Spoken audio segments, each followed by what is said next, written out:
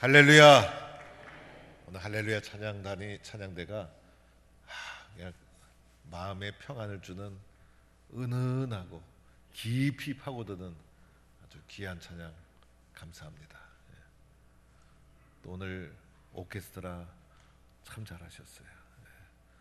숫자는 적지만은 실력은 대한민국 최고입니다. 참 잘하셨어요. 우리 찬양단도 참 늘 변함없이 봉사해 주시고 참 잘하셨습니다. 가을이 깊어가서 아침 저녁으로 기온차도 심하고 감기 걱정도 되고, 이 깊은 가을에는 멋진 시가 생각이 납니다. 그래서 오늘 시편 26편 시를 한번 보도록 하겠습니다. 우리는 매일매일의 삶이 선택과 결정과 판단으로 이어지는 것이 우리의 인생이라 할 수가 있어요. 내가 무엇을 판단하고 무엇을 선택하고 무엇을 결정할 것인가. 저도 교회를 이끌고 또 총회장이 막상 되고 나니 판단이 얼마나 소중한지, 그래서 하나님 지혜를 주세요. 판단력을 주세요. 이것이 지금 저희의 소중한 기도 제목 중에 하나입니다. 음식점에 가서도 음식 결정 잘못하면 힘들고, 옆에 있는 사람 보니까 너무 맛있어 보이고, 옷을 사도 결정 한번 잘못하면 힘들고 어렵고, 그래서 선택 한 번 잘하면 인생이 행복해요. 제 인생에도 선택 잘한 거가 있어요. 결혼 선택 잘한 것 같고, 우리 포항 동북교회 결정 선택 참 잘한 것 같아요. 총회장도 잘한 것 같고, 우리 성도들은 포항 동북교회 선택하고 포항 동북교회에서 신앙생활 하기로 한 것, 인생의 최고의 선택인 줄로 믿습니다. 그런데 우리가 살아가는 이 세상은 유혹이 얼마나 많은지 몰라요. 그래서 그 유혹 때문에 선택이 흔들리고 결정이 흔들리고, 그래서 오늘 시편 26편은 바로 이런 부분을 우리에게 말해주고 있는 거예요. 그래서 시편 26편을 읽다 보니 1절에 마지막 부분에 눈에 싹 들어오는 단어가 있어요. 문장이 있어요. 여호와여 나를 판단하소서. 여호와여 나를 판단하소서. 이 말씀은 오늘 시편 26편 전체를 함축하고 있는 주제이기도 하고, 오늘 시편 26편에 이 나를 판단해달라는 이 말씀은 눈으로 읽는 것이 아니라 마음으로 읽어야 될 말씀이에요. 여호와여 나를 판단하소서. 이 말씀을 당당하게 외칠 수 있는 사람이 얼마나 될까? 그래서 이 여호와라는 것은 하나님을 간절히 찾는 것이고, 하나님을 간절히 찾으면서 외치는 이어지는 말씀이 나를 판단해달라, 나를 판단해달라. 여러분, 우리는 인생을 살면서 다른 사람이 나를 판단하는 것 중요할 수 있어요. 그런데 다른 사람의 눈과 판단을 너무 의식하지 마세요. 그것이 절대적인 것이 아니잖아요. 그러나 다른 사람의 나에 대한 판단을 우리가 참조할 필요는 있어요. 또한 내 자신이 나를 판단하죠.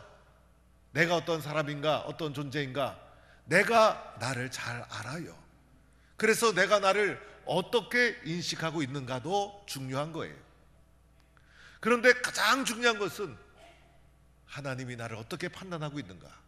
그래서 오늘 이 말씀, 여호와여 나를 판단하소서, 이 말씀은요 쉽지 않은 고백이에요. 그래서 우리의 인생은 세상에서 성공하고 실패하고, 그것보다 더 중요한 것은 하나님의 판단 앞에 나는 어떠한 존재인가, 이게 보다 중요한 거예요. 그래서 하나님 나를 판단해 주옵소서라고 오늘 이 시편 26편은 다윗이 지은 시인데 하나님 앞에 절규하면서 그렇게 호소하고 있는 거예요. 오늘 시편 26편, 오늘 이 말씀을 좀 더 깊이 있게 이해하기 위해서는 오늘 시편 26편 속에 녹아있는 다윗이 처한 상황을 살펴볼 필요가 있어요. 오늘 다윗의 처한 상황은 구체적으로는 나오지 않아요. 그런데 다윗이 처한 상황을 부분 나와 있는 말씀을 통해서 추측할 수 있는 것은요, 다윗이 매우 고통 속에 있었어요. 그런데 그 고통에 오느니 엄청난 재난이 밀려와서 고통당한 것이 아니었어요. 다윗이 겪는 고통은 바로 사람 때문에 겪는 것이었어요. 이 사람 때문에 겪는 고통이 보통이 아닌 거예요. 우리는 사람으로 태어나서 이 세상에서 사람과 함께 사람을 만나고 가정을 이루고 사회를 이루고 공동체를 이루면서 사람과의 관계 속에서 믿음의 길을 인생을 걸어가고 있는 거예요. 사람 만나지 않고 살 수가 없죠. 그런데 어떠한 사람을 만나느냐가 참 중요한데, 오늘 다윗이 사람 때문에 고통을 겪고 있는데 다윗을 둘러싸고 있는 사람이 오늘 말씀에 나와요. 보니까 4절 말씀에 허망한 사람, 간사한 사람이 그를 둘러싸고 있었어요. 허망한 사람은 사기꾼이라 할 수 있고 간사한 자는 위선자라 할 수가 있어요. 이런 자들이 다윗의 주변을 둘러싸고 있었다는 거예요. 또 이어지는 말씀에도 보면 5절에 행악자란 단어 나오고 악한 자란 단어가 나와요. 다윗의 주변에 좀 좋은 사람이 있지, 왜 이렇게 행악하고 악하고 못된 사람들이 그를 둘러싸고 있을까? 거의야 뻔한 거 아니겠어요? 다윗을 이용해서 자신의 이익을 챙기려는 자들이 몰려들기 시작한 거예요. 9절에도 보면 죄인, 살인자, 이런 자들이 다윗의 주변을 둘러싸고 있는 거예요. 10절에도 보면 사악함이 있고 그들의 손엔 뇌물이 있다. 이 뇌물을 가지고 옳은 것을 굳게 만드는 자들이 다윗을 둘러싸고 있었다는 거예요. 그래서 다윗은 지금 어떤 큰 사건을 만나서 힘든 것이 아니라 누구 때문에? 사람 때문에 상처받고 사람 때문에 엄청난 고통 속에 들어가 있었다는 거예요. 여러분, 우리 사람은 특이한 존재예요. 사람은 사람을 통해 배우게 되고 사람의 영향을 받으면서 살아가는 거예요. 그런데 사람을 통해서 악한 것도 배우게 되는 거예요. 거짓말하는 거, 도적질하는 거, 속이는 것, 이거 다 누구에게 배웠습니까? 사람에게 배우는 거예요. 사람에게 영향을 받고 사람 때문에 상처받고 사람 때문에 나 또한 나쁜 사람이 될 수도 있다는 거예요. 그런데 또한 좋은 것도 사람을 통해서 배우게 되는 것이죠. 예수님의 복음 누구를 통해서 전달됩니까? 사람을 통해서. 그래서 사람이 천사처럼 쓰여질 수도 있고 마귀처럼 쓰여질 수도 있는 것이 사람 존재라는 거예요. 내가 어떤 사람을 만나고 있는가, 어떤 사람이 나를 둘러싸고 있는가 중요한 것이죠. 왜냐하면 나를 둘러싸고 있는 사람에게 영향을 받으면서 나도 그렇게 끌려갈 수 있기 때문인 거예요. 그런데 다윗의 주변에 누가 있었어요?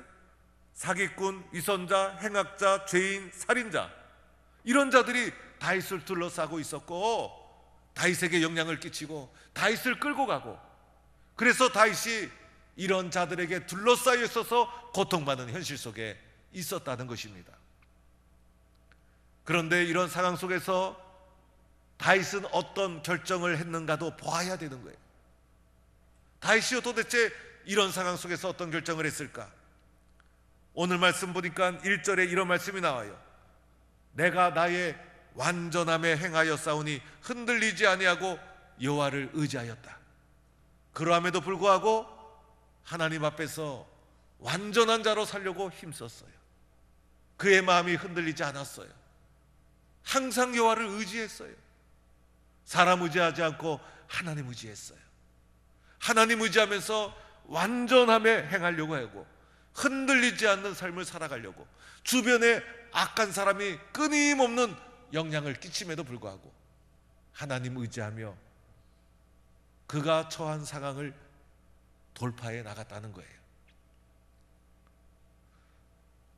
저도 이번 총회를 준비하면서 어떤 목사님이 전화가 와서, 김 목사 어렵지? 예, 사람 의지하지 말고 하나님만 의지해, 이렇게 말해 주시고 기도해 준 적이 있었어요.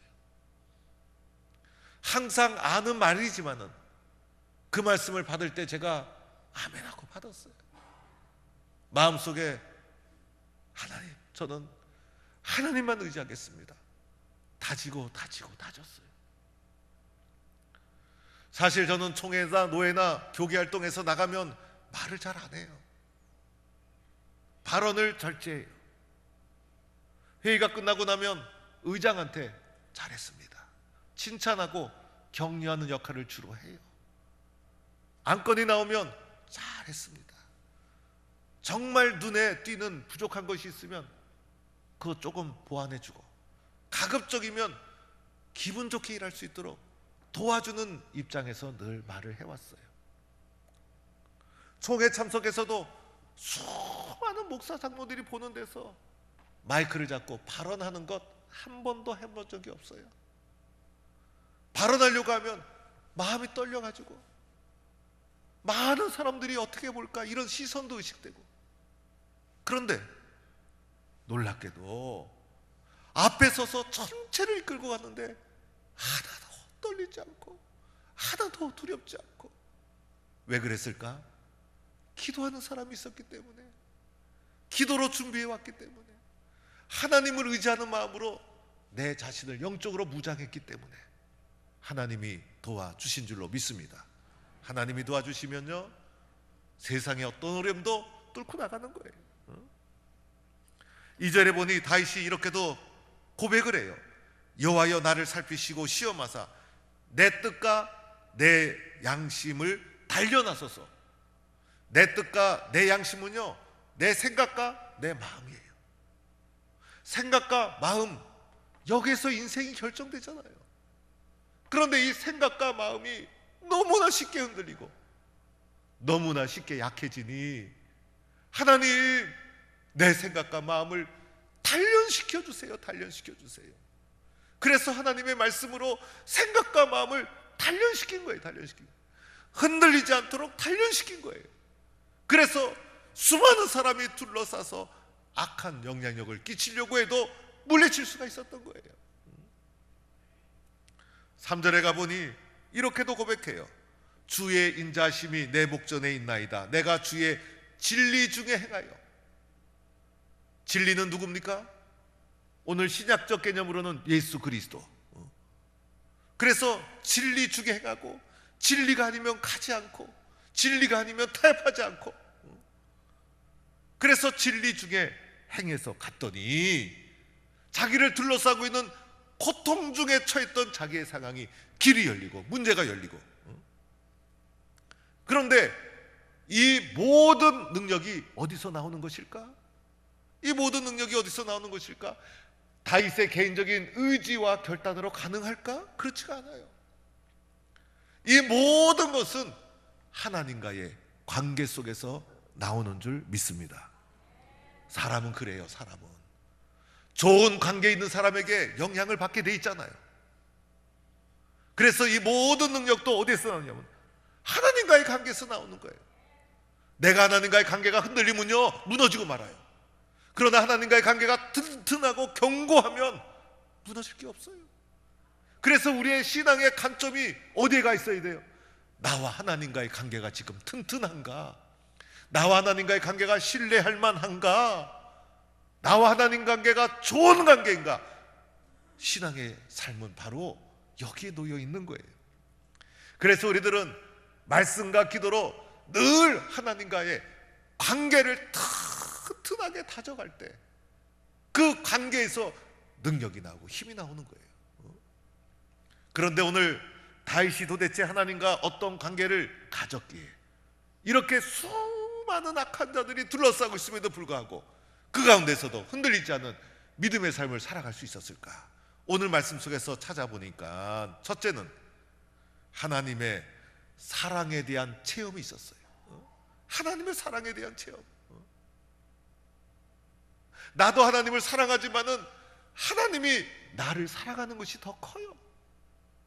나는 부족하고 연약하고 실수하고 때로는 넘어지고, 그러나 그러함에도 불구하고 포기하지 않고 나를 붙잡아 주시는 나를 향한 하나님의 사랑이 더 커. 그래서 하나님이 나를 포기하지 않은 사랑으로 붙잡아 주고 있는 거예요. 그래서 이런 표현이 있죠. 주의 인자하심이 내 목전에 있나이다. 바로 내 코앞에, 내 코앞에, 바로 내 눈앞에 나를 향한 주의 사랑이 나를 이끌어가고 있는 거예요. 어렵고 힘들어도 주님 나를 사랑하는구나. 고통을 받아도 주님이 나를 사랑하는구나. 100% 고통이 어디 있어요? 아무리 힘들고 어려워도 그 고통 속에 찾아보면 나를 향한 하나님의 손길이 흐르고 있는 거예요. 이 하나님의 사랑에 대한 확신과 체험이 있었어요. 그래서 하나님 사랑에 대한 체험적 믿음을 가지고 살아갈 때 하나님과의 관계가 결코 흔들리지 않는 거예요. 두 번째로는 하나님이 기뻐하는 생각과 말을 했어요. 오늘 말씀 7절에 이런 말씀 있죠? 감사의 소리를 들려주고 주의 기이한 모든 것을 말하리이다. 소리, 말. 이 소리와 말은 어디서 나오죠? 생각에서. 그렇죠, 여러분? 생각한 것이 입으로 나오게 되잖아요. 그런데 소리와 말에서부터 주의 기이한 것, 그리고 감사의 소리, 하나님 기뻐하는 생각, 말을 했다는 거예요. 왜 그럴까? 악한 자들에게 둘러싸여 있어서 그 악한 자들의 생각과 말이 나의 생각과 말에 영향을 끼치는데 그것을 물리치고 나는 하나님이 기뻐하는 말과 생각을 하겠다는 것이죠. 내가 한 말 때문에 내 믿음이 세워져요. 내가 한 말 때문에 내 믿음이 흔들려요. 그래서 내 말 때문에 내 믿음이 생기기도 하고 내 말 때문에 내가 시험 들기도 해요. 말과 생각, 여기에서부터 하나님이 기뻐하는 생각과 말을 했다는 거예요. 그래야 내 믿음이 살아나고, 그래야 하나님을 향한 내 마음이 변함이 없고, 말과 생각에서부터 하나님이 기뻐하는 생각과 말로 나를 무장시켜 나간 거예요. 늘 하나님 사랑을 고백하고 하나님이 도와주십니다. 하나님이 하셨습니다. 하나님이 힘 주실 것입니다. 하나님이 축복해 주실 것입니다. 말에서부터. 그러자 환경을 뚫고 나가는 믿음을 가질 수가 있었던 것입니다. 이러한 성도가 되기를 축원합니다. 세 번째는 어떻게 하나님과의 튼튼한 관계를 유지할 수 있었을까? 주의 성전을 사모하는 마음이 있었어요. 오늘 말씀 나오죠? 6절에도 보니까 손을 씻고 주의 제단을 두루 다니며, 더 정확한 표현은 8절에 나와요. 여호와여, 내가 주께서 계신 집과 주의 영광이 머무는 곳을 어떻게 한다고 했습니까? 사랑하오니. 주의 전을 사랑하고 주님이 계신 성전과 교회를 사모하고 성전 중심의 삶, 교회 중심의 삶, 여기에서 하나님과의 관계가 형성된 거예요. 오늘도 여러분 예배당 참 잘 나오셨어요. 오늘도 곳곳에서 교회 봉사 참 잘하셨어요. 작은 봉사지만 이것이 나와 하나님과의 관계를 붙잡아 주는 거예요. 나와 교회의 끈이 끊어지면 하나님과의 관계도 소홀해지는 거예요. 내가 주님의 교회의 헌신, 충성, 봉사, 여기에 하나님을 향한 나의 사랑이 담겨 있는 거예요. 여기에서 하나님과의 관계가 튼튼해지는 거예요. 이렇게 하나님과의 관계가 튼튼해질 때 어떤 일이 일어날까? 하나님께서 내 마음을 지켜주시는 거예요. 내 마음을 단단하게 만들어 주시는 거예요. 여기에서 능력이 나오는 거예요. 다윗의 성격이 강해서가 아니라 하나님과의 튼튼한 관계에서 수많은 행악자가 둘러싸고 있어도 그것을 뚫고 나가는 능력과 힘은 어디에서 나왔어요? 하나님과의 튼튼한 관계 속에서 나왔다는 것입니다. 사랑하는 성도 여러분, 우리의 삶을 돌이켜보면 우리는 다 은혜로 살아가는 거예요. 내가 잘나서 살아가는 사람 얼마나 됩니까? 하나님을 믿어도 하나님이 인정할 만한 믿음을 가지고 있다 자부할 수 있는 사람 얼마나 되겠어요? 하나님 보시기에 늘 기도도 부족하고, 하나님 보시기에 믿음도 약하고, 하나님 보시기에 사랑도 부족하고 충성하지 못하고, 그런데 부끄러운 존재임에도 불구하고, 하나님 앞에 숨어야 될 존재임에도 불구하고 하나님이 어떻게 하셨어요? 예수님의 사랑으로 우리의 부족하고 연약한 것 다 보지 아니하시고 하나님의 자녀로 삼아 주신 줄로 믿습니다. 은혜로 구원받고 은혜로 이 자리에 이른 거예요. 그래서 우리들은 은혜로 살아가는 우리들, 하나님의 은혜에 감사해서 어떤 환경, 어떤 상황 속에서도 하나님, 나는 하나님과의 관계가 가장 소중합니다. 하나님만 사랑하고 예수님만 자랑하고 교회를 섬기고 사랑하는 일을 가장 소중하게 여기고 주님과의 튼튼한 관계를 이루며 믿음의 길을 걸어가는 거예요. 그 관계에서 능력이 나오는 거예요. 그 관계에서 하나님이 그 관계를 통해 축복해 주시는 거예요. 그 관계를 통해서 수많은 행악자가 나를 둘러싸고 나를 고통 속에 몰아넣어도 그 모든 것을 물리칠 수 있는 능력 어디서 나와요? 하나님과의 관계 속에서. 그래서 오늘 1절 마지막, 하나님이여 나를 판단하소서, 하나님이여 나를 판단하소서, 이 말씀은 하나님과의 견고한 관계를 통해서 세상의 숱한 어려움을 당당하게 물리친 자의 하나님 앞에서의 자랑스러운 고백이 되었던 거예요. 오늘 우리도 믿음으로 주님 앞에 힘차게 달려가는 거예요. 어려움 있다고, 힘든 거 있다고 원망하지 말고 하나님과의 견고한 관계를 붙잡고, 그래서 하나님 앞에 힘차게 고백하는 거예요. 하나님, 나를 판단해 주소서. 이 고백이 저와 여러분의 힘찬 고백이 되기를 주의 이름으로 간절히 축원합니다.